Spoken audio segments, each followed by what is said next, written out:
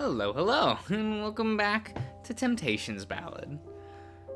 We're still talking to Clyde, figuring things out, having some fun. Sid and Artemi exchange looks before both pressing Clyde with curious nods. Actually, you mind spilling the beans? I definitely wouldn't mind learning a bit more about him. I do not know what beans Sir Sid is speaking of, but I too would like to know. Clyde snorted before sinking into a chair behind the shopkeeper's table. It's a long story. Where do I even start? Cole and his folks were frequently customers at the blacksmithing guild, since we supplied most of their equipment. This was back when the two of us were just dumb teens. Cole and I hung out whenever his father came by for business. And hang out some more in the back of the guild building, if you know what I mean. Clyde laughed as Sid's flabbergasted expression, Artemi just looking confused. We were horny teens. What did you expect? I admit, that's not all we did, though. It turns out the little guy really liked tinkering with small metalworking contraptions, and I was nice enough to teach him a few tricks. We got along real nicely back in the day. A nostalgic smile spread across Clyde's face as he reminisced quietly. We never really talked about it too much, but I knew it. He knew it too. He'd tell people that we were just friends, but really, I loved the little asshole. No one else was there for me the way he was. Too bad the two of us were too young and stupid to address our feelings properly. Oh, that looks loud. Clyde sighed. Anyway, after a few years of working as the blacksmithing guild's prodigy, my ego and ambition got the better of me. I wanted to create the greatest masterpiece the world had ever laid eyes upon. Metalworking masterpieces that would cement me as a true prodigy among the blacksmithing guild. The guild veterans laughed it off as the hubris of a rookie. Our suppliers didn't want to take the risk on an expensive project just from a young blacksmith with such little work history. Cole was the only one who really supported me. A bittersweet smile spread across his face as he reminisced. Prove those suckers how wrong they are, he said. I've got your back. If these weapons turn out as great as you say, you can sell them to my papa. The greatest mercenary in the world, wielding the best masterworks weaponry. You don't have to worry about people not taking you seriously anymore with that kind of achievement. So I took the dive. Spent nearly an entire year perfecting my designs down to the tiniest detail. The problem was, my project required a very special type of metal, and ingots? Rare ingots. Anyone lucky enough to have such metal would go crazy to even consider selling them to me. Even after an entire year of searching and begging, I couldn't find a supplier who even had the metals in stock. I was ready to give up the entire endeavor. But one night, Cole showed up to my door, looking more excited than I'd ever seen him. Behind him, he dragged an entire cartload of goods and materials. Cole gave me the big old smile and said that he promised to have my back when the going gets tough, and he's sticking to his promise. The little fucker actually did it. He somehow got the metals that I needed. A soft smile spread across Clyde's face, despite the bitterness in his voice moments before. I never felt more alive as I worked that night. The love of my life, cheering me as I carved masterpieces into being with my own two hands. What more could a blacksmith ask for? Hours slipped by without my notice. It was daybreak before I finally finished. There, on my workshop table, were the greatest weapons that the whole of Axia will ever see. My first creation was the Vox Soror, a massive Damascus steel great axe, as black as the night itself. I designed it specifically for Morrow Bonebreaker. Clyde chuckled. He's the one who named it the Vox, not me. From what I've heard, he's taken quite the liking to it. The Great Axe possesses the ability to shatter and neutralize most forms of magic, perfect for an anti-magic brute like him. Artemi's ears perked up. Ah, I see. I had first-hand experience against your creation just this afternoon. The way Sir Morrow's axe cut through my lightning spells with ease. It was quite the intimidating weapon. You should be proud of your skill, Sir Clyde. The tiger held his head high with a prideful grin. She's a beaut, ain't she? A little on the simple side, but she's good at what she does. What was the second weapon you made? The tiger's ears drooped as he scratched his head with embarrassment. Nah, that one's a little... I'm still proud of what I created, but it's got a few flaws here and there. I call it the Lanius. It's a silver halberd crafted from a special metal with a peculiar shape memory qualities. Every part of the halberd, from the handle to the blade, can contract and extend to its wielder's will. Its changeable length and form makes it incredibly deadly in combat if mastered correctly. The only problem is, well, I kind of made the thing a little too heavy. It was necessary with all the shapes it could transform into, but it's still a little clumsy. I could barely even lift the darn thing with both hands. Whoever uses it would need to be a monstrously strong. Sid blinked in surprise before reaching for the axe holstered on his hip. With a slight twist, the weapon sprang into its full length as a halberd. Are you talking about this? Clyde's eyes grew wide and he stood up, hands shaking. A bittersweet softness washed over the man as he gingerly reached out a hand towards the silver halberd. Lanius. So, he gave it to you. May I? Oh, He held out the weapon from its creators, for its creators to grasp. Bleh. As soon as it left the badger's grip, the halberd immediately dropped into a lead weight. Clyde's arms buckled as he struggled to hold it aloft. He let out a self-deprecating laugh and hastily passed it back to Sid. What a fool I was. Here lies my masterpiece, a weapon that most people can't even hold. Clyde marveled at the sight of Sid holstering the Lanius, completely unbothered by its weight. I'm glad the Lanius has found itself a worthy wielder, though. That's a lot of potential. There's a lot of potential hidden in that Ballad. Put it to good use for me, will you?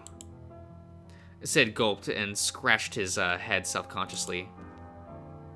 Well, I wouldn't call myself worthy or anything, but I'll do my best. He frowned. I still don't understand, though.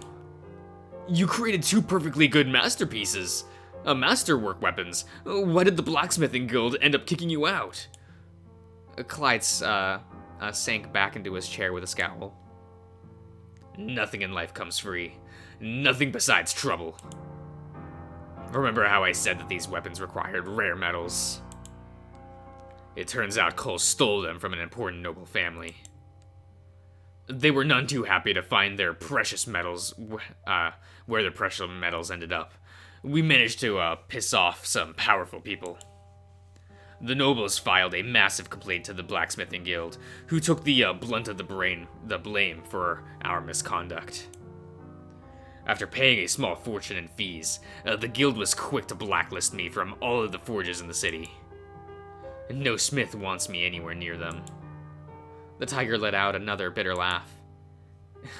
And so the Bonebreakers ended up with 2 masterwork weapons, while I got was a broken future. Artemian sat in stunned silence. What? This must be a big misunderstanding.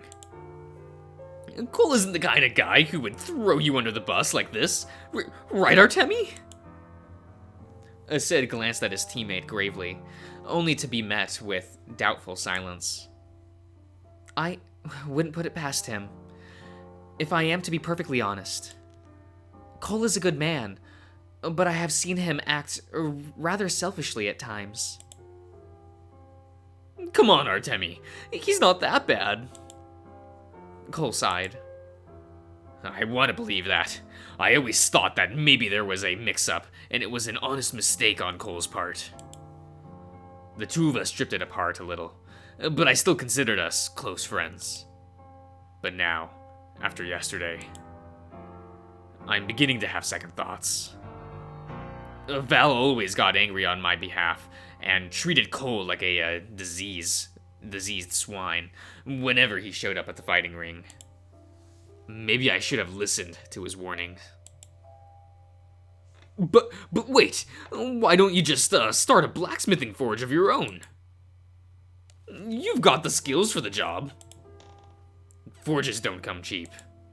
Plus, you need a network of trusted suppliers and sellers. No one wants to touch me after my little stolen metals incident. That's part of the reason why I started up a fighting ring and black market dealings. Another few years of running that junk, and I would have saved enough money to start my own forge. A chance to restart my dreams from scratch. A tired grumble escaped the tiger's throat. Alas, all that is gone once again, thanks to yesterday's incident. Artemi felt her chest lurch painfully. She bowed her head again, low with shame. I had no idea. My deepest apologies, Sir Clyde. I didn't mean to inadvertently destroy your livelihood. Cole laughed and waved her off. Like I said earlier, I take another setback over getting clobbered to death by rocks. You don't need to worry about me. This little shop isn't too bad. A soul was kind enough to supply me with a bunch of arcane crystals charged with heat metal spells. I could do a little metalwork and tinkering in the workshop out back. And nothing big like the weapons I used to work on, but it's a start. I'll never give up on my dream of being a blacksmith, no matter how many setbacks I face. I admire your devotion, Sir Clyde. Please, if there is anything we can do to aid you, you only need to ask. Yeah, we kind of destroyed your old job after all. We owe you this much. Clyde smiled kindly. Nah, you ain't gotta worry yourselves over me. I'll be fine on my own. Do pay me a visit sometimes, alright? This shopkeeping job feels a lot less exciting than organizing a fighting ring.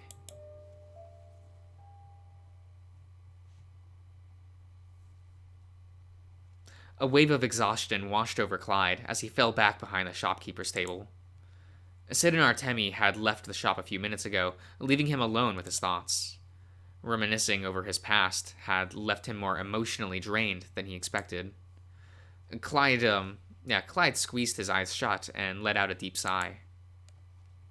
My little coleslaw.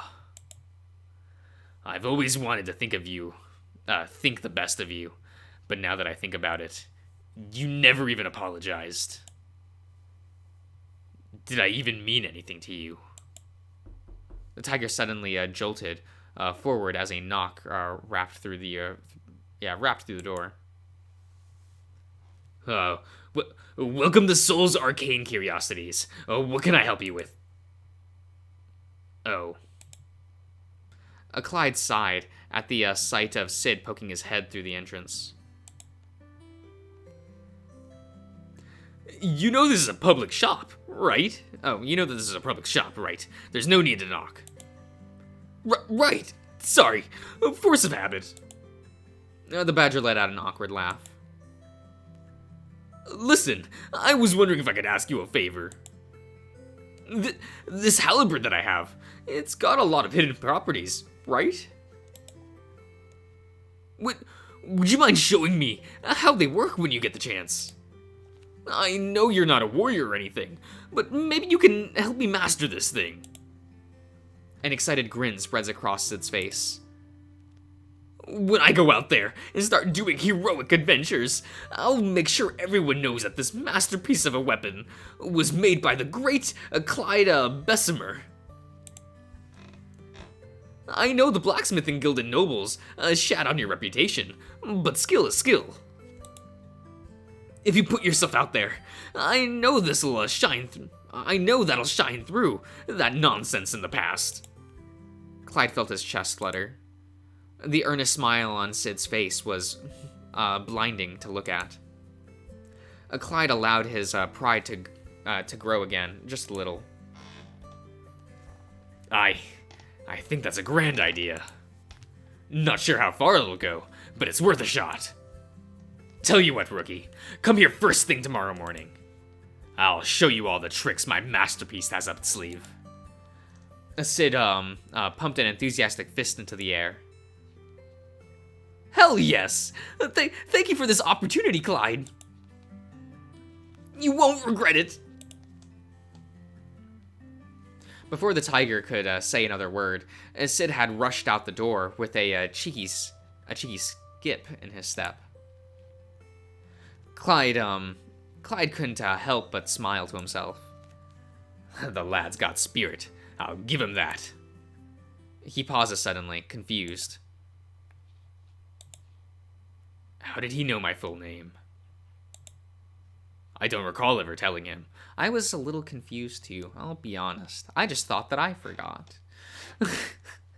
Now I'm worried.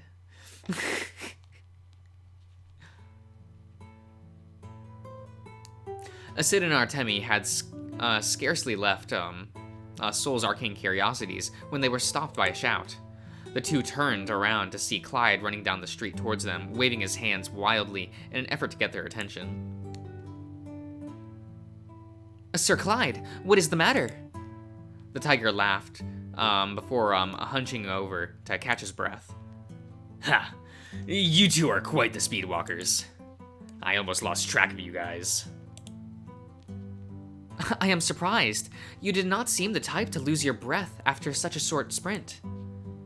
Are you feeling all right? Clyde smiled and waved away their worries.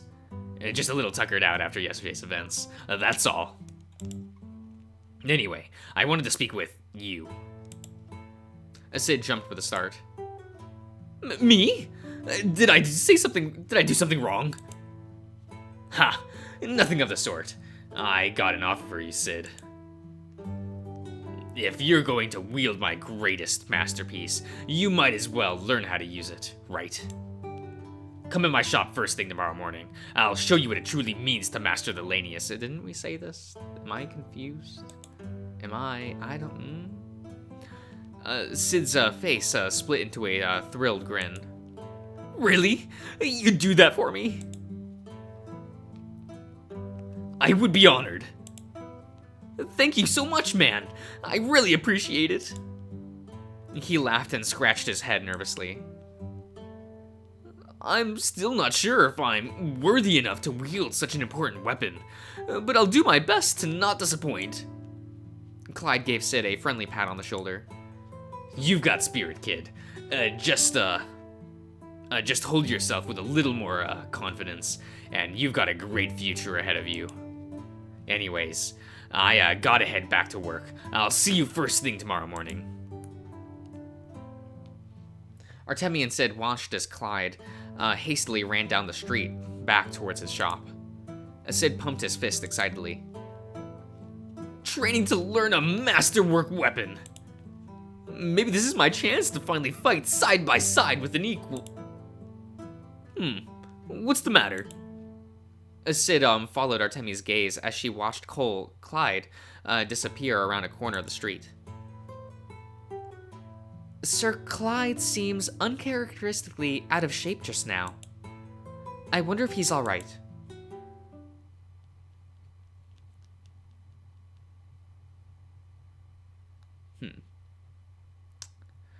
Well, I'll end the part here.